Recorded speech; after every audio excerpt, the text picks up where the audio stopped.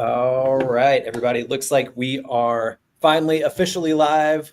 Welcome, everybody. If you're tuning in to this Friday, July. Okay. Well, we'll wait for Clayton to come back. But in the meantime, welcome everyone. Thanks so much for joining. It's an auspicious start to the program already. It's great to have you here. And Clayton's back. Perfect. I'm Seamless back. transition. Sorry about that. I apologize. We're having a little bit of technical difficulties today, but it looks like we are set. The stream is live. And Eddie, if you can, Eddie, if you'll drop a note in the private chat and just make sure if you can check that we're looking good on LinkedIn, I think we should be set. Anyway, back to it. Thanks everybody for tuning in for this Friday, July 25th edition of our FinCrime Friday Chats. As usual, my name is Clayton Norman. I am the social media and marketing manager here for Serify, which is the parent company of ACFCS. We have Cheyenne Visca and Brian Svoboda Kindle, our senior training manager and VP of product and programming, for our conversation today. Guys, it's great to have you. Thank you for being here as always. And we got a great conversation. We're going to be talking about generative AI and how it intersects with the world of financial crime and compliance. If that sounds like a familiar topic, we have done a conversation on this topic before. But with the speed and velocity that things are changing in the world of AI, and of course, in the world of financial crime, it never hurts to revisit topics because it is essentially an evergreen topic. While we're getting started, let us know in the comments where you're tuning in from. Drop your location. Also, if you have questions, comments, join us for this conversation. Be a part of the conversation. That's what we're here to do, is to engage and hear and learn from you guys and everybody that's in this incredible community of people who are dedicated to fighting financial crime. As always, the links to all of the events, trainings, products that we talk about today will be linked to in the comments. But if you are not a member of ACFCS, the first thing you need to do is go over to acfcs.org and become a member. When you become a member, not only do you get tapped into this incredible community of financial crime fighters, of compliance officers, of professionals in this field, but you get access to hundreds of hours of training, hundreds of hours of resources to help you elevate your career, grow in the field that you're in, and enhance and evolve your skills as a financial crime fighter. It is one of the best things you can do. And it also gets you access to exclusive events, trainings, and of course, these incredible conversations that we're having here. And we got our first person weighing in the comments, Hubert from Trinidad and Tobago. Hubert, great to have you here. Thank you so much for being here. So before we get started with our conversation about generative AI, as usual, we're going to go through our roundup of news stories in the financial crime world. So kicking it off, number one, India's financial crime agency probes Anil Ambani's Reliance Group. India's Enforcement Directorate launched raids across 35 premises linked to Anil Ambani's Reliance Group on July 24th, 2025. Wow, that just yesterday, focusing on suspected money laundering and misuse of public funds tied to shell companies and Yes Bank loan schemes. All right, guys, what do we think about this one? Yeah, really interesting one. Kind of reads like a CFCS exam question when you start to dig into it. But major alleged, we don't know all the details yet. So we're just talking about what's the allegations that have emerged in the press right now. Alleged money laundering and fraud scheme totaling about, I think, 350 million US dollars is what's been published so far. So we're talking about a big deal. Reliance Group, major corporate conglomerate in India. Among other things, runs financial services companies. Ambani is a multi-billionaire. So this is a pretty big deal. And the allegations are that this financial institution, part of Reliance Group, Yes Bank, was providing loans in exchange for promotion. Think of it as almost a variation of like a pyramid scheme, right? They go out there, people promote the bank, try to get people to deposit there, and around when and how the loans were dispersed, that were discovered as allegedly as part of this investigation. What does it kind of tell us? I've actually seen this come up a few times in recent cases where the call is coming from inside the building, from a financial crime angle, right? It's a compromised financial institution. And that's a risk that I think doesn't necessarily get enough attention. This one seems to be, if the allegations are true, a compromised financial institution that's being used to conduct a fraud scheme in and of itself, right, to enrich the parties involved and some of the senior people potentially at the institution who are under investigation. But there's other instances where there have been banks that were purchased by transnational, figures attached to transnational organized crime groups in order to launder money or just keep an eye on what's happening within the financial system. I was talking to a law enforcement agent in Latin America a few months ago who's talking about transnational organized crime purchasing banks there in order to buy software so that they understood transaction monitoring, analytics, et cetera, that banks were using in other places to so that they could better get around these measures. So there's a lot of risk from compromised financial institutions. Yeah, even if you don't touch this particular case, you're not banking, you're involved with Yes Bank or that type of thing. Now, if you do have direct exposure to financial flows from Yes Bank or et cetera, you might want to be taking another look at that. But I think the broader lesson here is about internal risks within financial institutions and the financial crime risks that come from compromised institutions. You can't, take it on face value that just because it's a bank doesn't mean that there's not risk attached to it, right? A lot of risky institutions out there that are potentially controlled by people who are involved in fraud, organized crime, et cetera. So I'll leave it at that and throw it over to you, Cheyenne, for any follow-up thoughts. You're always a hard act to follow, Kendall. So I'm going to leave it there. Let's go ahead and go on to the next one. Something I just want to circle back on, though. You just said transnational criminal organizations are purchasing banks entirely. Yeah. So you could be. Yeah, I mean that's not new, right? A cartel-run bank. Wow.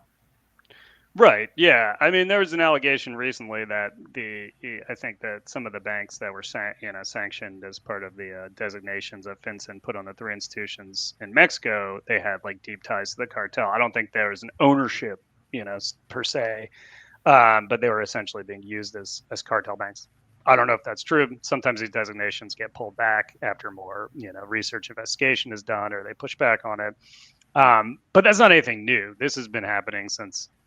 Probably since there were banks, right? And anybody's kind of, International Bank of Credit and Commerce is like one of the foundational cases in like the money laundering field, which was essentially a bank run for and by primarily, transnational organized crime. In that case, it was a lot of Colombian cartels. Now it's other organizations. Yeah, but it's absolutely happening out there, and it has happened since the start of the money laundering era, right? There's organizations will control banks, and they will use them to understand all aspects of how financial crime operations take place, down to, purchasing software from major international vendors in order to implement it and understand it better. So that's the reality of what we're up against. Incredible. Man, loving seeing all of the locations coming in. I see Vancouver, Dallas, also see Becky, who tuned in from Hotlanta. Becky is a friend of ACFCS and, of course, is going to be one of our incredible presenters at FinCrime Virtual Week next month. If you're not registered for FinCrime Virtual Week, you do not want to miss her presentation, and we have an incredible lineup of just absolute rock star thought leaders, investigators, financial crime specialists lined up for that event. So make sure you're registered for FinCrime Virtual Week. Again, you can find that on acfcs.org/events. See Domingos from Budapest. Love it. All right. Number 2 in our headlines. UK fines Barclays £42 million for financial crime control lapses.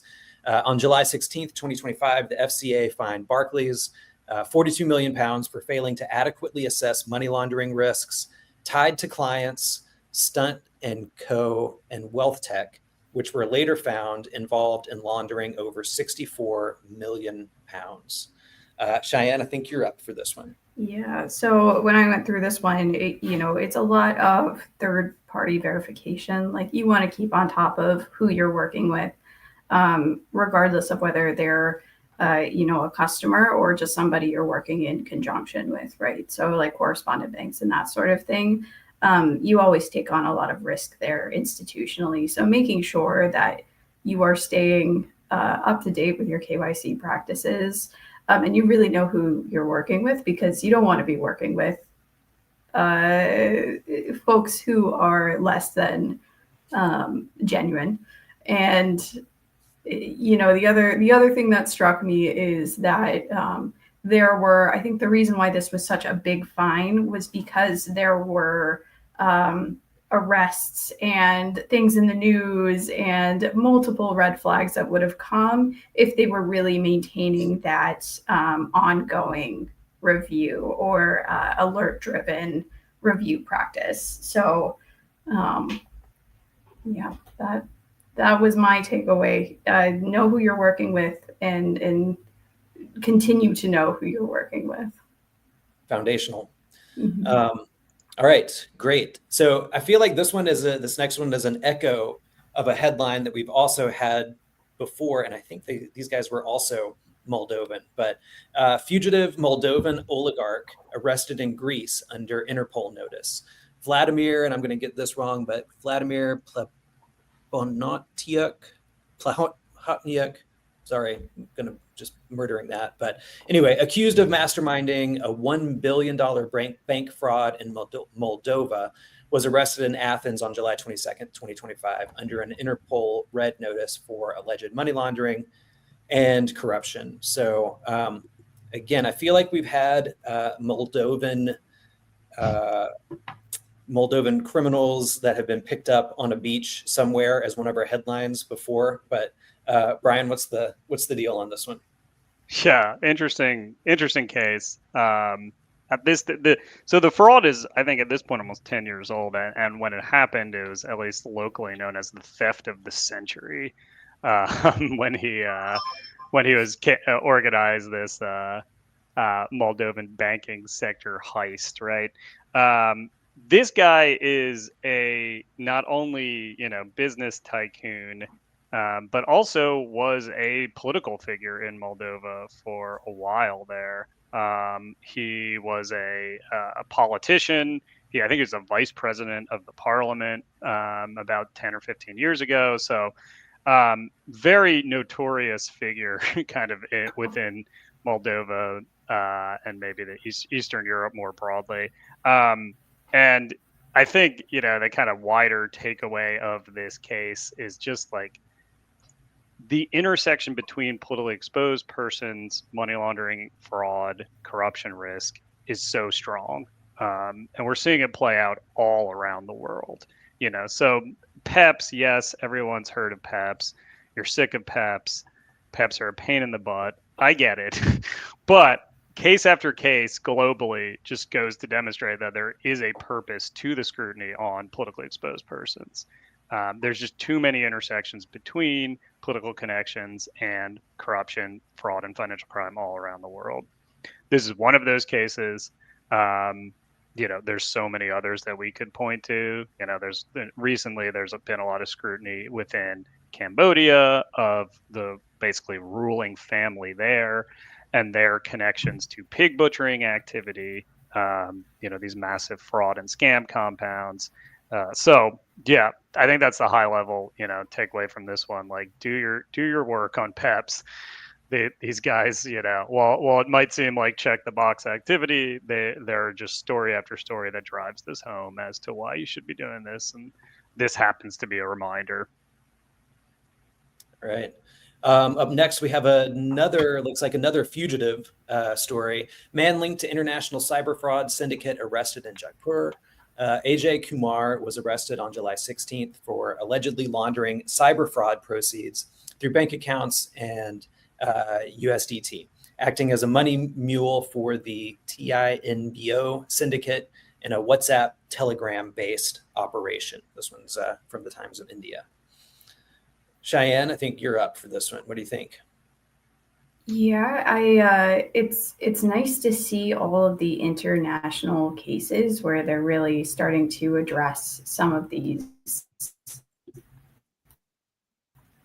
especially the fraud rings. It's just as a former AML analyst, it's really encouraging to see people actually be prosecuted for these rings, and they're still investigating this one as well because they believe that although they confiscated a lot of cards and SIM cards and that sort of thing, they still think that this is related to a bigger ring. So it's a drop in the bucket, right? Another clue in the case, and hopefully we just keep these rolling on an international scale so that we can really nix the fraud schemes and the fraud rings before they get too big. Right. Yeah, I think it's a great point, and it's shout out to some of the Indian folks who are joining us, and shout out to the Indian authorities. We had a bunch of Indian cases we wanted to talk about during the news today. So it's looking out from the outside, it seems like there's been some good enforcement activity against financial crime taking place within India. But yeah, this one, we went from like a whale, if you're talking about our Moldovan oligarch, to like a minnow. We have this one guy getting busted in India, but at the same time, disruption across the financial crime ecosystem is like really important, right? I was just talking about the importance of PEPs, which is true, but it's also really important to investigate, file SARs, and ultimately bring enforcement actions against these like small players. This guy was essentially a mule herder, right?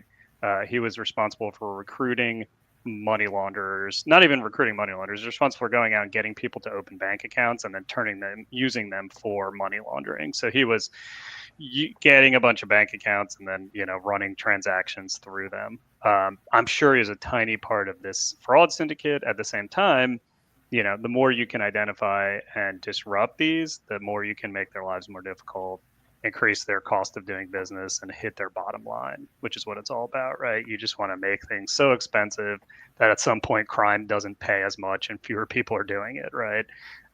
So it's good to see, as Cheyenne said, it's good to see that take place. All right. Last one for today. This one is from the Treasury Department. Treasury announces postponement and reopening of investment advisor rule. So on July 21st, 2025, FinCEN announced it will postpone the effective date of the Anti-Money Laundering and Terrorist Financing Program rule for registered investment advisors. Originally set for January 1st, 2026, they're moving it to January 1st, 2028, while reopening the rule for further public input and review in collaboration with the SEC. What's our take on this, guys? It's an interesting one, right? I think it took 23 years between when FinCEN was supposed to originally do this and when they actually issued this rule. So anybody want to get the over-under on the how long it's going to take to actually reissue this one in this postponement, quote unquote? No, it's a tough one, right? I mean, I think there's been enough evidence that's piled up over those 23 years or more to indicate that there are very material financial crime risks within the investment advisor space, right? The rule, I think, was a good step to address them. Obviously there's always improvements you can do on it. So the optimistic way to look at this is, hey, maybe this rule gets refined and improved. The pessimistic way to look at this is, if it took them 23 years to do it the first time, is this now back in regulatory purgatory forever, and this sector remains murky and underregulated? So you choose your point of view on that one. But I would say that from for those of you who have investment advisors as a client or are doing business with them, this kind of tosses it back to you to reassess the risk and make sure you're treating them appropriately from a risk management perspective, right? Because Now, they're not going to be implementing their own. Well, they may or may not, right? Some of them do it voluntarily or have other, they're a multi-service financial, part of a multi-service financial firm, et cetera. It's a complicated space. But long story short, you need to be going back and understanding exactly what they have in place, who their clients are, et cetera, from a risk perspective, because they're not having the same regulatory framework that they're supposed to have. So there we go. All right. Two more years, make it an even 25 years, and we'll see if the rule gets implemented. Okay. Well, great, guys. Thank you, as always. Great rundown of the headlines. I think it's really important that we talk about what's currently going on. So thanks for that. Let's jump right into it. So generative AI is rapidly reshaping the financial landscape. It's empowering both innovation as well as exploitation. Tools like large language models and synthetic media generators are becoming more accessible, and financial criminals are finding new ways to defraud individuals, launder money, and obscure illicit activity. From deepfake impersonations and phishing scams to the automation of synthetic identity creation, Gen AI is lowering the barrier to sophisticated financial crime. So we're going to talk a little bit about how scammers, money launderers, organized crime networks are already using or could potentially soon be using generative AI to facilitate illicit financial flows. We'll also discuss a little bit about how financial crime and compliance professionals, can turn the tide by adopting AI-driven tools to detect, prevent, and disrupt these threats. From monitoring anomalies in real time to accelerating investigations and improving due diligence, Gen AI offers new defenses if deployed responsibly. So let's jump right into it. Broadly, kind of like the 30,000 foot view, how are criminals, money launderers, terror financiers, how are these bad actors currently using generative AI to scale or commit the existing crimes that we've already been talking about, like phishing, romance scams, impersonation fraud, money laundering? What's the broad view there? Yeah, I'm happy to take a. Oh, Sure. sorry. We'll go for it. Happy to take a crack at it if you wanted. I did see a question that Gurdeep threw out there about the Genius Act of 2025. There, stablecoin legislation that got passed as part of the U.S. Congress's Crypto Week. Really interesting topic. It would probably suck up a lot of time for us to dive into it. So I'll just throw out a plug for FinCrime Virtual Week. We do have a panel session with some great experts.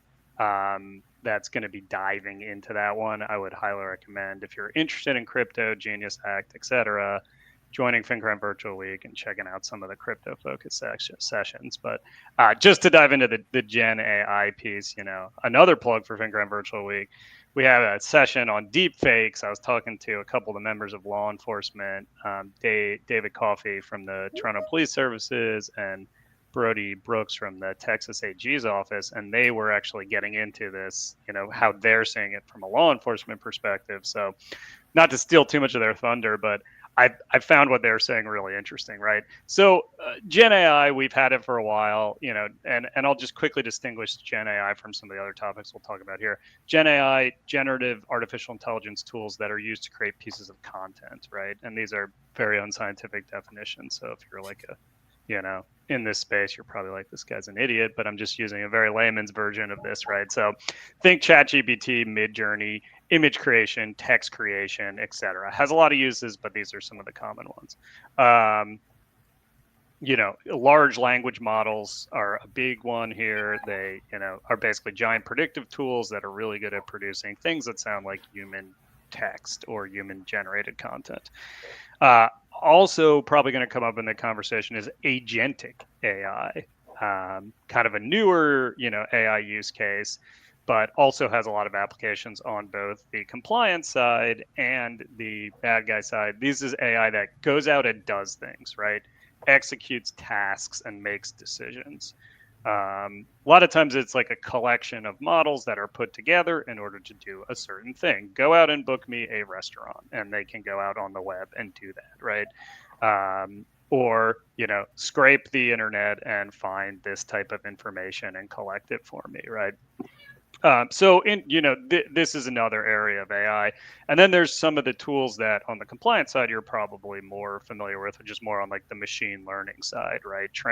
Things like transaction monitoring tools, right? That have been in place for a while, and are really looking for, patterns, surfacing things more quickly, filtering through sanctions hits, et cetera, stuff like that. So we talk about generative AI on the bad guy side. These are things like, really convincing voice video deepfakes, or the use of ChatGPT or other commercial tools to generate very targeted, very good phishing emails. Get around language barriers so you can do fraud across borders, right? Translate documents. So in speaking with, to get back to what I was talking about, speaking with Brody and David, what they were saying is, where they're seeing the most use of Gen AI is not in like completely new and novel things. Oh, I invented a new fraud typology type of thing. It's more just deepening and making more, sticky the types of fraud that are already taking place. For example, romance scams. Romance scams, before you might go find a picture of a pretty man, woman, whatever on Facebook, and then steal that picture and then go try to chat with somebody, use that photo, etc. There are ways that you can prove that person doesn't exist very easily, right? You can do a reverse image search. You can find the real person. You can be like, look, this person is not who they say they are. All their information conflicts with everything this guy's been saying in the chat. Maybe that doesn't even convince the victim it's true, but it's much easier to, create a convincing fake identity now that maybe you can even create a web presence for if you really want to go that far, or just doesn't really have a web presence. So it's much harder for the victim to be convinced or even to find out that this person doesn't exist. And from the law enforcement side, David, Brody were talking about how difficult that is in interacting with victims and even understanding if a crime is taking place when they go to investigate it, because they're searching a digitally created identity, image, a video of a person who seems to be talking to them, and they can't find out if this person is even real or not to understand what is actually taking place in this scenario. So it's much more difficult from a convincing the victim perspective and much more difficult from an investigations perspective, given the sophistication of the ability to create fake identities with generative tools. And that makes these schemes just stickier, more able to extract more from the victims, and more able to convert them to the next step in the process, which is often a money mule to move funds in this situation. And then the other use case that I thought was really interesting they were talking about was this AI scraping to really craft very targeted, detailed types of fraud attacks, right? So like impersonation fraud. Probably most of us have gotten the call that's like, this is the tax authority and you owe taxes, right? And it's really lame, and some people fall for it, right? What we're seeing more of now is real names, real identities, badge numbers, etc., from tax authorities that bad guys have scraped off the internet, right? They've used deep research tools or whatever, and they've gone and found this information, summarized it. It's very quick and easy and cheap to do this now with some of these Gen AI tools. And then they've used it in fraud attacks. So it's not this is the tax authority, it's this is Agent Paul Johnson. My badge number is 45678. Maybe they've even found some deep fake voice for this guy, right? Like it's extremely convincing. So impersonation attacks, romance scams, not new, not a new typology driven by Gen AI, but a much stickier and more difficult to address typology now with some of these Gen AI tools. So I'll stop there. Cheyenne, feel free to jump in and elaborate on any of that. I actually have to jump. I've got a conflict here, so feel free to jump out. out. So if you get great to have you called with a badge number, call the number on their website. Go to the institution, call the number on the website. All right, Absolutely. Take care, everyone. Thanks, Cheyenne. Thank you, Cheyenne. So Ryan, I think the applications for more convincing and maybe even kind of more scaled up types of fraud, I think is pretty clear, right? I guess I'm curious if there are other ways that Gen AI could potentially be used to obfuscate illicit flows of funds or to like manipulate financial statements or invoices, ways that are less about kind of fooling one victim and more about like fooling or deceiving or obfuscating interactions with a financial institution. Yeah, definitely. So, I mean, yeah, big use case in the scamming field, targeting individuals, big use case in the account opening field, creating synthetic identities. You know, I think it was about a year ago at this point, there was a service called Only Fakes on Telegram that would create a very convincing looking fake ID. I think we talked about it in the last time. That type of thing has only gotten better, right? Where you can create very convincing fake IDs, fake identity documents. I think where it's getting really interesting from that perspective, is like the combination of agentic AI with Gen AI, right? So if you're a fraudster, you can use Gen AI to spin up a lot of fake identities quickly, and then you can see which one works by automating some of the account application processes online. So you can have bots that are attempting to open accounts using the information of your fake Gen AI generated identities, and you can see which ones go through, and then see which patterns there. Okay, this country, this type of identification document, etc., passes, and this one doesn't. Like maybe using a passport, artificially generated passport, is better than using an artificially generated driver's license, right? So you can scale those types of attacks up very quickly as you combine the Gen AI stuff with some of the agentic AI and the automated attacks on like new account opening. And then once you figure that out, you can go to town on it and open as many accounts as you can with your, fake identities, or your synthetic created identities with the most functional, synthetically generated stuff, right? And then you have them in order to launder money and take fraud proceeds and etc. So I think that's kind of the current frontier that we are up against. It's real, and it's going to get faster and easier. And so really, if you're not preparing for that, particularly in like your online channels, right, which most institutions at this point are seeing the most activity in the online channels, then you really got to think about how you're going to address this type of activity. So I think that's a really great segue into kind of like the next piece of the conversation that I want to get to. Before we do that, though, if you're tuning in, if you're watching, and you have seen different use cases for Gen AI, whether on the defensive or kind of criminal side, we would love to hear in the comments or see in the comments, any interactions that you guys have seen out there in the wild. So Brian, you mentioned the, preparing for this type of activity. What is it that either people tuning in at the individual level as financial crime specialists or compliance officers or institutions writ large do? On one hand, first question, like what can you do to prepare either individually or as an institution?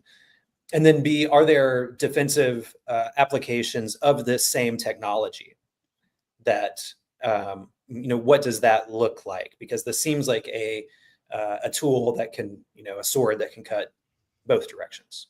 So how to prepare and what are the defensive use cases for Gen AI for our followers?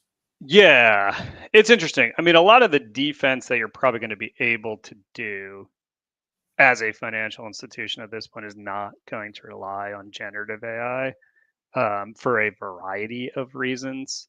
That's not to say that generative AI doesn't have a place at financial institutions, and everybody out there, Phil, a lot of you I know are at financial institutions who may be using it in ways I don't know about. This is just coming from some of the conversations with our members and SMEs in the space, and there's still a level of it's difficult to implement generative AI for some of the reasons we might talk about later, right? Like there's still hallucinations, there's still biases, and it's, LLMs, large language models like ChatGPT and others are really just like, they're really good predictive text tools, but they're not reasoning tools, right? And this is where I think a lot of people using them, probably myself included, interacting with them, I was just talking about how smart one of them was, right? They're not smart in the way that a human is smart. They're smart in that they're really, really good at predicting text, right? If you put a prompt in, it predicts what you want to hear. But that's important. It predicts what you want to hear. Um, so how you put a prompt in is going to be extremely important. And if you put a prompt in that indicates tell me how this person is laundering money, right? It's going to tell you how the person's laundering money. How is this transaction suspicious? It's going to tell you how this transaction is suspicious. It's not going to reason and be like, well, it's not actually suspicious. This data is not suspicious. It's going to tell you exactly what you want to hear. Always. It's essentially like a high functioning sociopath. It's always trying to tell you what it thinks you want. So anthropomorphizing it as a person and being like, oh, it's reasoning through this, and I can think, like it's providing reasoning. That's just not fundamentally how it works, and it's a difficult thing to get around as an investigator. Where are the use cases on the investigative side? I think data summarization. It can summarize data really good, create tables, take unstructured data, put it together in a summarized way for you. I think that's a really cool use case. And I think Gurdeep is mentioning agentic AI that's helping to gather a bunch of information and decision on it, right? And there are like AI tools that are helping with this, right? Like disposition this, sanctions screening alert, right? Tell me if this sanction screening alert based on all the data is in fact who this person is, right? And then it returns a decision and it returns the underlying data based on that. That's a good use case in my opinion, right? So it's a real mixed bag on how and when and where you should deploy some of the Gen AI tools. Now your question was, how can we defend against this? And I think a lot of the things that are already in place, like your machine learning, these types of things are going to be increasingly important. So when we talk about things like new account opening at scale, obviously you have rules, et cetera, that are monitoring against that. If you don't, then that's something you need to look into. I think, things like behavioral biometrics might also be useful to look into. I've heard kind of, mixed reviews on this, but there's ways to determine, is this a human or is this a bot, right? During account opening. And that's going to enable you to weed out a lot of bot driven applications because they don't act like a human does in the online channel. They move a lot faster or they click on different things or whatever the case may be. And then the other third one I'll throw out there as a defensive one is threat intelligence. It's not like a AI driven one, although AI can probably help with it too. But going out there, understanding what you're up against either through researching some of the fraud forums on Telegram, WhatsApp, even Facebook, etc. These are a lot of this activity is taking place in the surface web, and it can be found pretty easily if you know where to go or do a little bit of research or just spend time spend time on YouTube, and eventually the channels will pop up in the links. There's a lot of YouTube fraud channels or TikTok fraud channels that'll lead you to places where fraudsters, financial criminals, money launderers gather, and then you can understand what tactics they're using, etc. Now, don't go out and just do that as a layman. I'm saying this more from an organizational perspective as a defense. I would recommend organizations generally pursue some kind of threat intelligence function with the right people knowing what they're doing. So those are three defenses, that I would throw out there. Understand Gen AI use cases and where you actually, can apply this technology meaningfully without anthropomorphizing it or thinking that it's doing human-based reasoning or decisioning, because it's not. use your existing, tools and explore new ones like potentially behavioral biometrics or others that can identify some bot or automated attack activity, and think about incorporating a threat intelligence function to understand how this space is evolving. All right. And we're here pretty much at time, so I want to leave it with kind of like one last one in terms of people who are watching this stream, who are going to be going out, into the world, into this brave new world, I guess. What do institutions, what do our community of financial crime professionals really need to be thinking about? What skills do they need to develop? And, what potential tools should they be looking into to put themselves in a position to be able to catch, prevent, detect, mitigate issues related to Gen AI use in financial crime? Yeah, totally. I mean, I think number one is go out and play, right? Like we're at a cool spot right now where most of this stuff is free. There's more and more paid functionality. There's more and more being paywalled when we talk about Gen AI, and we will reach a point where these companies make everything pay because it's super expensive to run this. But right now, you can go on Claude, ChatGPT, Midjourney, et cetera, and get some level of free functionality. And so you can play and you can learn what they're capable of. And it's fun and it's interesting.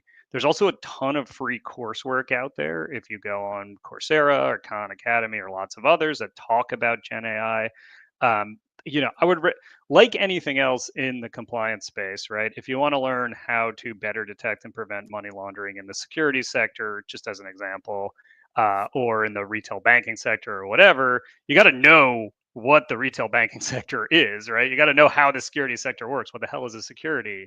Who's involved or the parties involved, right? So foundationally, the skill that's going to get you, as a starter is just understanding the basics of generative AI.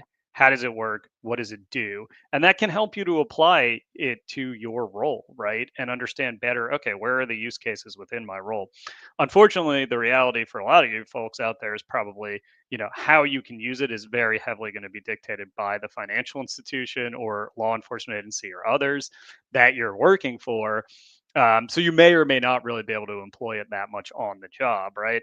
But to the extent that you can know how it works, what it's capable of, where some of the limitations are, that helps you to understand how financial criminals are using it and where your risks and vulnerabilities might be. So that's probably my top recommendation: is look for free resources and play. And that alone you'll be in a better place than if you're just kind of sitting there on the receiving end of all of this wave of AI driven fraud risk. Absolutely. There is no downside in understanding and having a familiarity with how these different types of tools work. So that's pretty much it for us, guys. We are at time. I do see a question from Ruby, and Ruby, esta capacitación no estará en español, pero tenemos un montón de resources, de capacitaciones en delitosfinancieros.org. So check that out. We have a ton of resources over there as well. Unfortunately, we're not going to run this particular version in Spanish. Everybody who tuned in, thank you so much. We love seeing you guys and want to remind you, first off, Brian mentioned Brody Burks, who's going to be speaking at FinCrime Virtual Week. If you guys have not listened to our interview with Brody and his story about taking down a child sex trafficking ring, that is in our latest edition of the State Your Case podcast. That is free and available to ACFCS members, and you can find it in the learning tab in your account. If you're not a member and you want to hear that story, and I cannot recommend it enough, become a member at acfcs.org. And we have coming up next month, August 11th through the 15th, I believe, FinCrime Virtual Week. Please make sure you're registered. I cannot stress enough how incredible the lineup is that we have for that entire week of learning, networking, and upskilling. Also, after that, in September, I'll just jump in, Clayton. That's a complimentary event too. That's free of charge absolutely. for everybody. Members, not members, you're all welcome. So, a lot of times people are like, oh, I can't go. No, there's no ticket fee. And there's no requirement to go the whole week either. Just jump in and out. Some sessions are not recorded because they're government speakers or sensitive topics, but most sessions are recorded. They're available on demand. So definitely check it out. It's for the community and by the community. And then also in September, I know we are going to have another SAR writing workshop. Our last edition of the SAR writing workshop, I think, was a big success. So stay tuned for that if you want to help upskill and improve the quality of your SARs. That's going to be a great one. And Stephanie, man, we are absolutely looking forward to seeing you there. Year 3 or 4 for you. That's great. Absolutely love it. Awesome. Guys, have a great day. Thank you for tuning in with us today. Stay vigilant. We'll see you next time. Really appreciate it. Bye, everyone.